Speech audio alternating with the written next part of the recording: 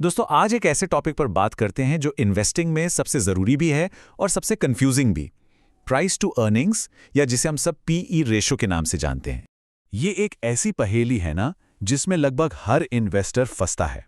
एक स्टॉक है जिसका पीई 300 है और वो भागे जा रहा है, और दूसरी तरफ एक स्टॉक है जिसका पीई सिर्फ 3 है और वो गिरे जा रहा है। आखिर ऐसा क्यों होता है? चलिए आज इस गुत्थी को हमेशा के लिए सुलझाते हैं। तो आज की हमारी बातचीत का रोडमैप कुछ ऐसा रहेगा। सबसे पहले हम इस पीई की पहेली को समझेंगे, फिर हम धारणा और कमाई के बीच के असली खेल को देखेंगे। ये भी जानेंगे कि कब एक अच्छा दिखने वाला पीई एक खतरनाक जाल बन सकता है। फिर बात करेंगे रिटर्न्स के असली इंजन की, और आखिर में एक प्रैक्टिकल चेकलिस्ट पर नजर डालेंगे जिससे निवेश के फैसले बेहतर हो सकें। तो चलिए शुरू करते हैं। देखिए, पीई रेशियो सिर्फ एक नंबर नहीं है जैसा कि ज्यादातर लोग समझते हैं। इसके पीछे बाजार की पूरी कहानी छिपी होती है। इसे एक बहुत ही आसान तरीके से समझते हैं। मान लीजिए बैंक की एफडी आपको 7% का ब्याज देती है। इसका मतलब है कि 1 रुपया कमाने के लिए आप करीब 14 रुपए लगा रहे हैं, है ना?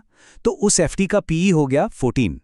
पीई रेशियो बस यही बताता है कि आप किसी कंपनी की कमाई के हर 1 रुपए के लिए कितना गुना पैसा देने को तैयार हैं। अब आता है इस पूरे डिस्कशन का सबसे जरूरी हिस्सा, एक आहा मोमेंट। पीई को प्राइस टू अर्निंग्स की तरह देखना बंद कीजिए। इसे परसेप्शन टू अर्निंग्स यानी धारणा से कमाई के नजरिए से देखिए। देखिए, किसी स्टॉक का जो प्राइस होता है ना, वो सिर्फ एक नंबर नहीं है। वो बाजार की सोच है, उसकी उम्मीदें हैं, उसकी साइकोलॉजी है।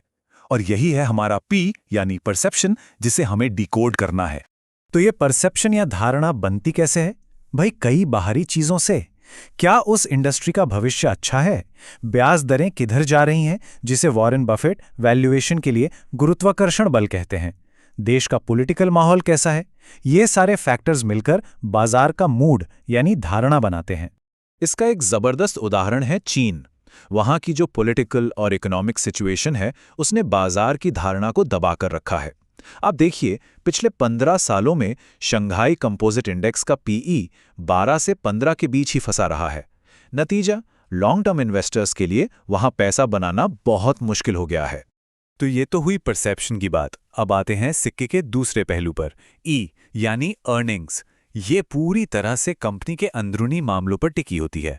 कंपनी की कमाई कितनी मजबूत है, क्या वो अपने मार्जिन बढ़ा सकती है, क्या वो ग्रोथ के लिए सही जगह पैसा लगा रही है, ये सब मिलकर अर्निंग्स की क्वालिटी तय करते हैं।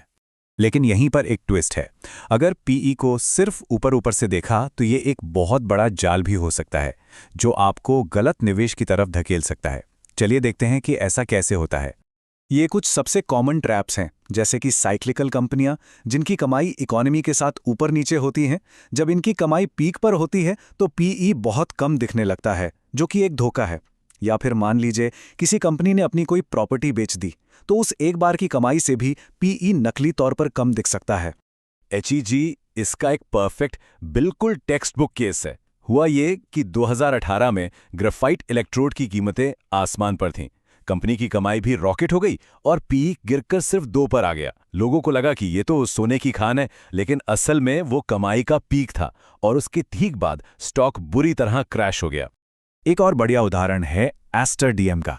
जब उन्होंने अपना गल्फ का बिजनेस बेचा तो उनकी बैलेंस शीट में अचानक 5100 करोड़ से ज्यादा की अदर इनकम आ गई। इससे उनका पीई एकदम कम दिखने लगा, लेकिन ये उनकी असली कोर बिजनेस की कमाई को नहीं दिखा रहा था। तो सवाल ये उठता है कि बाजार में असली पैसा बनता कैसे है या डूबता कैसे है? इसका जवाब छुपा है 2 बहुत ही पावरफुल कॉन्सेप्ट्स में, पीई री रेटिंग और डी रेटिंग। बहुत आसान शब्दों में, री रेटिंग का मतलब है जब बाजार की धारणा बदलती है और वो उसी कमाई के लिए आपको ज्यादा पैसे देने को तैयार हो जाता है। ये समझिए आपके रिटर्न्स का टर्बो इंजन है। और इसका ठीक उल्टा है डी रेटिंग, जब धारणा खराब होती है और बाजार उसी कमाई के लिए कम कीमत देने लगता है।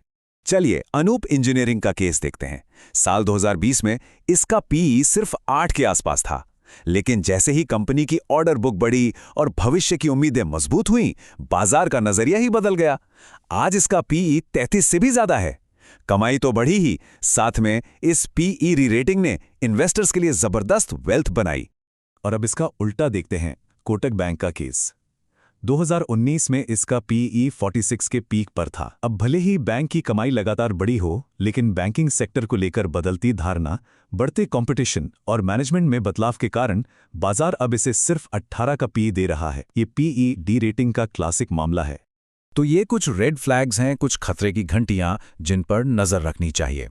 अगर किसी सेक्टर में अचानक बहुत ज्यादा रेगुलेशन आ रहा है या कंपनी का कोई बड़ा चेहरा उसे छोड़कर जा रहा है, तो ये पीई डी रेटिंग की वजह बन सकता है, जिससे अच्छा खासा नुकसान हो सकता है।